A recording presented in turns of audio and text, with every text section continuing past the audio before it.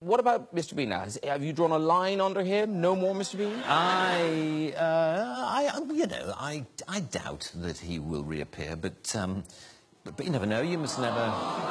The people have spoken. People have spoken. Yeah, quite.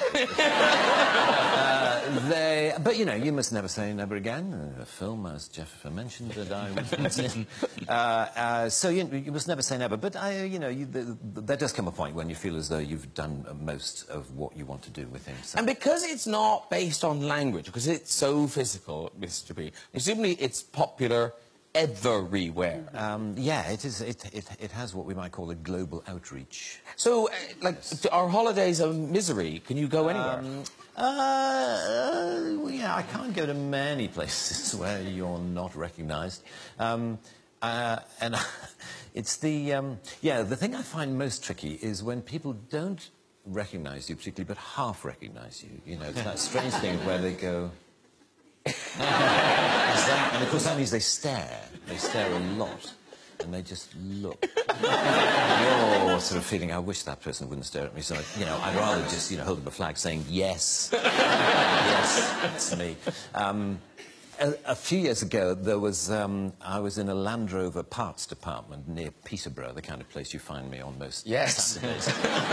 And we're waiting for car parts. And car parts, guys hang around a lot because, you know, to get a part, the guy has to go half a mile to the back of the warehouse and then come back again, and he brings it back. And he says, this is a left-hand one. Oh, you wanted a right-hand one? Sorry, I'll go. And back he goes, and it takes forever. Anyway, I was standing around with a group of guys, and I could see this guy doing that. And he came up to me after a while, and he said, excuse me, has anyone ever told you that you're the absolute spitting image of that Mr. Bean? And I said, well, actually, I am the actor who plays Mr. Bean. And he said,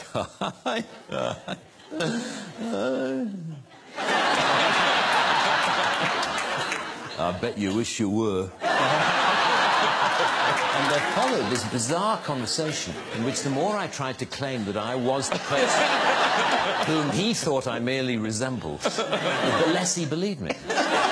So but what was funny was how close he thought I was to you know, he said the resemblance is uncanny.